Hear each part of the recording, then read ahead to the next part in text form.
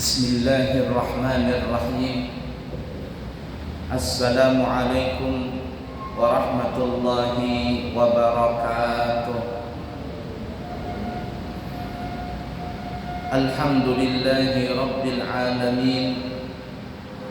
Allahumma fasalli wa sallim ala sayyidina wa nabiyyina wa maulana Muhammadin sayyidil anbiya wal mursalin wa ala alihi wa sahbihi ajma'in, amma ba'du. Bapak Ibu para jamaah sekalian yang disayangi Allah dan dicintai Allah, pondok pesantren yang kami bina yang bernama Al-Islami Nurul Anwar, Amburawang Darat, Semboja Barat, Kutai Kartanegara, memberikan beasiswa kepada dua golongan.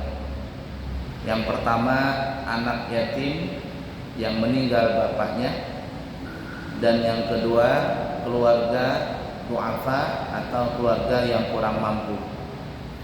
Apabila di sekitar kita ada anak yatim atau keluarga yang kurang mampu, maka insya Allah kami siap menerima santri tersebut sebagai santri yang mendapatkan beasiswa gratis belajar di pesantren kami. Kemudian kami juga membawa jamaah umrah yang insya Allah nanti kita akan berangkat di bulan September. Tapi sudah penuh semuanya seatnya. Kita akan buka di bulan Oktober, November, Desember. Siapa tahu ada yang kepingin berangkat umrah, itu normal harganya adalah 32 juta rupiah selama 12 sampai 14 hari perjalanan dari Balikpapan. Tapi bagi jamaah yang kepingin mendapatkan harga 27 juta rupiah, fasilitas dan semuanya sama dengan harga 32, maka kita akan berikan harga spesial 27 juta itu, tapi dengan syarat menghadiri acara peringatan Maulid Nabi besar Muhammad sallallahu alaihi wasallam yang nanti akan dilaksanakan pada tanggal 8 September 2024 hari Ahad di pesantren Al-Islami Nurul Anwar. Jadi yang kepingin harga umrah 27 juta selama 12 sampai 14 hari, silakan hadir di acara peringatan Maulid di pesantren kami. Tanggalnya 8 September hari Ahad. Dan siapa yang kepingin berangkat haji tahun depan dengan visa haji asli, kami buka hotel bintang 4 harganya 300 juta rupiah dan hotel bintang 5 harganya 400 juta rupiah. Siapa tahu bapak-bapak mencangkul di belakang rumah dapat emas 20 kilo, jangan lambat-lambat lagi, langsung saja berangkat haji insya Allah. Bapak Ibu para jamaah sekalian yang disayangi Allah dan dicintai Allah, salah satu daripada sifat yang jelek yang mesti kita tinggalkan, dan itu adalah perusak daripada amal perbuatan kita, adalah al-hasad, yaitu sifat iri dengki. Sifat iri dengki ini sangat jelek sekali, dan sifat iri dengki ini juga dimiliki oleh iblis, yang mana kita mengetahui pada saat itu iblis diberikan pangkat sangat tinggi sebelum ada Nabi Adam. Bahkan iblis ini dikatakan dia adalah pernah menjadi pemimpin daripada para malaikat, saking begitu hebatnya di dalam ibadah. Tapi Allah Subhanahu wa taala ingin menciptakan makhluk yang baru untuk menjadi khalifah di muka bumi ini. Yang makhluk itu diberi nama adalah Nabi Allah Adam alaihi salatu wassalam. Ketika Nabi Adam disuruh oleh Allah menjadi khalifah, pengganti dan pemimpin di muka bumi ini, maka iblis yang awalnya tadi dia merasa bangga, disitulah dia ada punya saingan. Dan ketika dia merasa tersaingi oleh Nabi Adam, maka disitulah sifat iri dengki timbul di hati iblis tadi.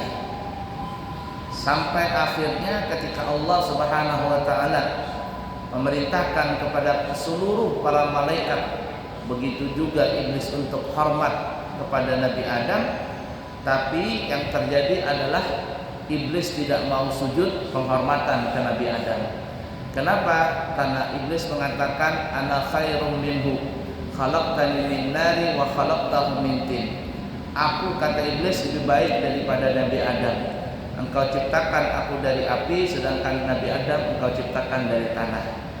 Nah, karena ada persaingan inilah, maka iblis tadi menjadi iri dengki kepada Nabi Adam, dan dia merasa bangga dengan apa yang ada di dalam dirinya.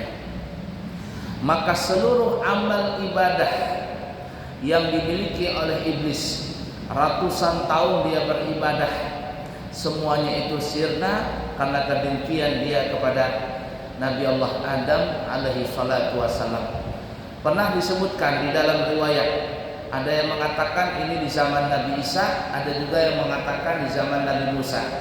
Terlepas dari perbedaan apakah itu di zaman Nabi Isa ataukah Nabi Musa, ringkas kata, pernah Nabi Allah Musa atau Nabi Isa bermunajat kepada Allah Ta'ala.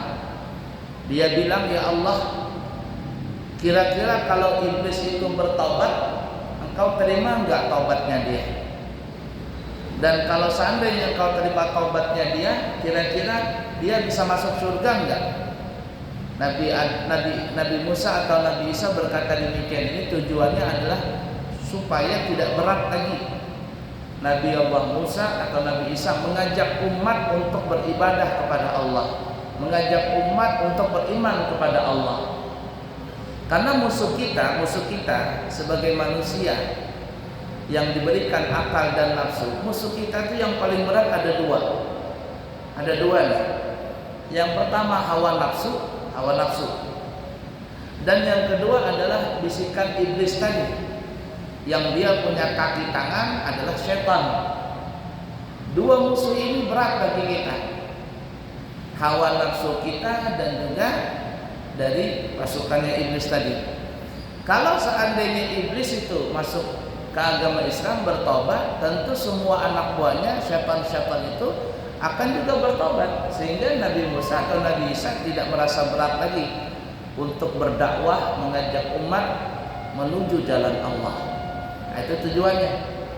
Nah, jadi gimana ya Allah, kira-kira iblis bisa nggak diterima taubatnya? Kata Allah, boleh, dan aku akan terima taubatnya. Setelah dia bertobat, aku terima, dia boleh masuk surga. Tapi kata Allah ada syaratnya. Ada syaratnya. Kata Nabi Musa atau Nabi Isa, apa syaratnya ya Allah? Bilang kepada iblis, syaratnya itu kalau dia ingin taubat cuma satu.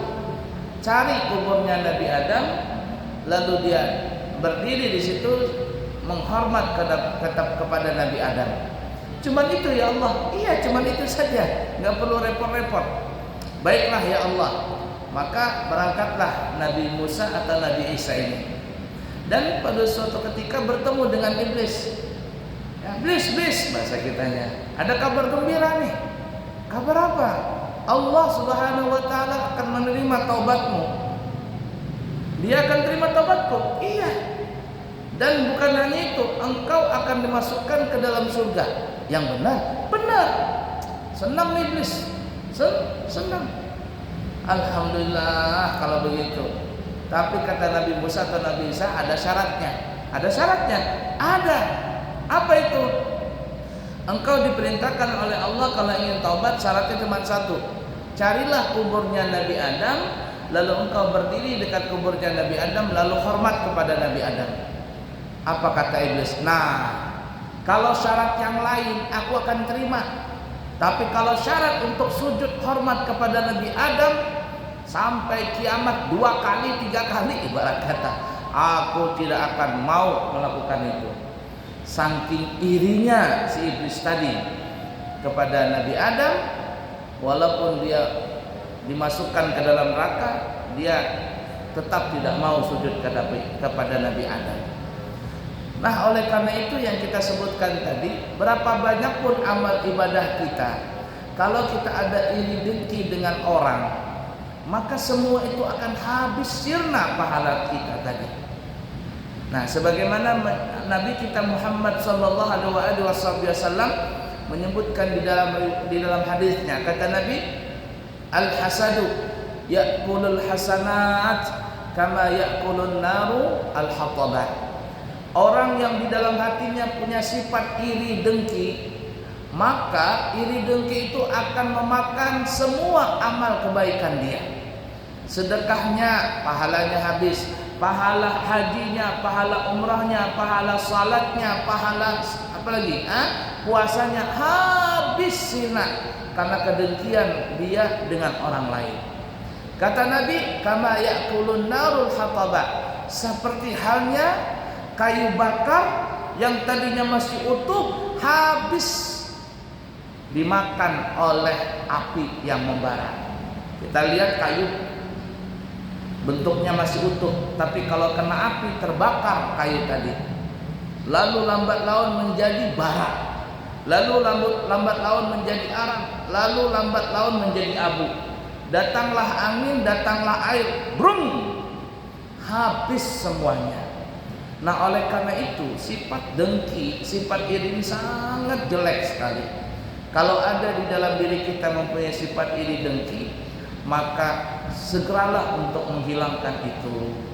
Dengan caranya apa? Dengan mensyukuri apa yang kita diberikan, apa yang kita dapat dari Allah Ta'ala, dan jangan ngelihat orang lain. Lihat diri sendiri. Kata orang, kita ini sangat banyak berkaca dengan orang lain. Sebenarnya yang paling baik itu adalah berkaca dengan diri sendiri. Berkaca diri sendiri. Saya ini pantas nggak? Saya ini kira-kira gimana ya?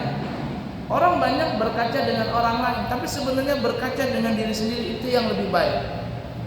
Nah, kalau kita berkaca dengan diri kita sendiri, bahasa kitanya muhasabah, introspeksi diri kita sendiri, maka kita tidak pernah akan memikirkan orang lain, tidak menggubris orang lain. Kita saja begini banyak berbuat dosa, kenapa kita pikirkan orang lain? Tapi begitulah ya sifat manusia ini dalam hidup di dunia ini, selalu ada persaingan.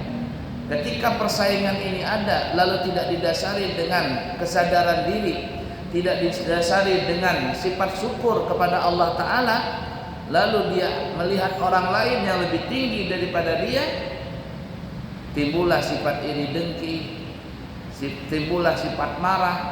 Bukan hanya iri dengki, tapi dia memikirkan bagaimana lawan saingannya ini hancur lebur.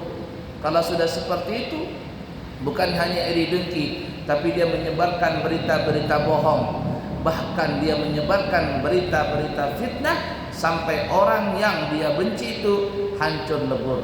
Sebagaimana iblis yang kepingin menghancurkan Nabi Adam, sampai akhirnya Nabi Adam dan Siti Hawa dikeluarkan dari surga gara-gara perbuatan iblis yang iri dengki tadi. Nah, oleh karena itu para jemaah, kalau ada timbul di hati kita sifat iri dengki, maka hilangkanlah. Bagaimana cara menghilangkannya? Yaitu yang pertama, kita mensyukuri nikmat yang Allah berikan kepada kita. Kita syukuri dulu. Kemudian yang kedua, jangan melihat orang lain. Artinya jangan melihat orang lain ini, jangan melihat dari sisi gelapnya saja. Jangan melihat kita yang jelek-jelek. Tapi ketika kita melihat orang itu lebih baik daripada kita mencontoh orang itu bagaimana supaya kita bisa juga seperti orang itu. Tapi kalau seandainya kita melihat orang yang lebih dari kita, lalu ingin menjatuhkan orang lain, apalagi timbul kebencian dan sebagainya, disitulah timbul yang namanya iri dengki. Syukuri apa yang Allah berikan kepada kita, dan jangan melihat orang yang lain yang melebihi daripada kita, tapi lihatlah orang yang rendah daripada kita, maka kita akan timbul rasa syukur kepada nikmat yang Allah berikan kepada kita, Oleh karenanya Al-Imam Muhammad Samman Al-Madani, beliau memberikan nasihat kepada murid-muridnya. Wahai murid-muridku, bahasa kitanya, bergaullah kepada orang fakir dan orang miskin. Banyak-banyaklah berteman dengan mereka. Kenapa? Karena berteman dengan mereka itu akan menimbulkan rasa zuhud dan rasa syukur. Zuhud itu adalah tidak meletakkan dunia dalam hati. Dan rasa syukur tadi akan menimbulkan dan menghilangkan sifat iri dengki. Nah, kita ngelihat alhamdulillah kita pakai motor. Coba lihat tuh orang, ada yang jalan kaki, ada yang pakai mobil, alhamdulillah. Yang pakai motor kehujanan. Saya dari Amburaman kehujanan tadi, basah semuanya celana. Untung nggak sampai ke dalam-dalam basahnya. Ya ala kulli hal, melihat orang pakai mobil, alhamdulillah. Tapi saya lebih bersyukur, alhamdulillah saya pakai motor, kata saya. Coba kalau saya pakai mobil dari Amburaman tadi, jam 2 baru nyampe di sini, saking macetnya itu. Nggak apa-apalah basah-basah sedikit, kata saya, tapi saya lancar perjalanan. Nah, bersyukur itu penting sekali. Kenapa? Karena tadi saya Saman mengajarkan, lihatlah kepada orang yang lebih rendah kepada kita, maka timbullah rasa syukur. Tapi urusan agama nih, lihatlah yang lebih tinggi daripada kita. Alhamdulillah saya sudah sholat. Tuh, ada teman kita, dia sudah sholat berjamaah lagi. Alhamdulillah saya sudah berjamaah. Tapi teman kita, dia sudah berjamaahnya di masjid lagi. Alhamdulillah kita sudah berjamaah di masjid. Tuh, teman kita bukan hanya berjamaah di masjid, kalau ada pengajian ikut mendengar pengajian. Tidak langsung ngacir pulang bum begitu, tapi dia duduk dulu. Alhamdulillah kita sudah salat berjamaah, kita sudah ikut pengajian. Tapi teman kita, dia juga suka bersedekah, suka menyumbang. Lah kita gimana? Nah, ketika kita melihat yang lebih dari kita, tapi dalam urusan agama, itu akan termotivasi bagi kita untuk melakukan kebaikan yang lebih banyak. Tapi ingatlah, dalam urusan dunia, lihatlah yang lebih rendah daripada kita, karena dengan melihat yang lebih rendah kepada orang dari kita, urusan dunia itu, maka timbullah rasa syukur dan rasa zuhud di hati kita. Ala kulli hal, itulah salah satu obat untuk menghilangkan rasa sifat dengki, yaitu banyak-banyak bersyukur. Dan Syekh Muhammad Saman menyarankan, banyak-banyaklah berteman atau bergaul kepada orang-orang yang kurang mendapatkan kebahagiaan di dunia ini, karena seperti itu akan menimbulkan rasa syukur dan rasa zuhud di hati kita. Para jamaah sekalian yang disayangi Allah dan dicintai Allah, mungkin kiranya sampai di sini dulu. Mudah-mudahan bermanfaat buat kita semuanya dan kita bisa mengamalkannya, yang baik dari Allah, yang buruk dari pribadi. Subhanakallahumma wa bihamdika asyhadu an la ilaha illa anta astaghfiruka wa atubu ilaik. Wa akhiru kalam, wassalamu alaikum warahmatullahi wabarakatuh.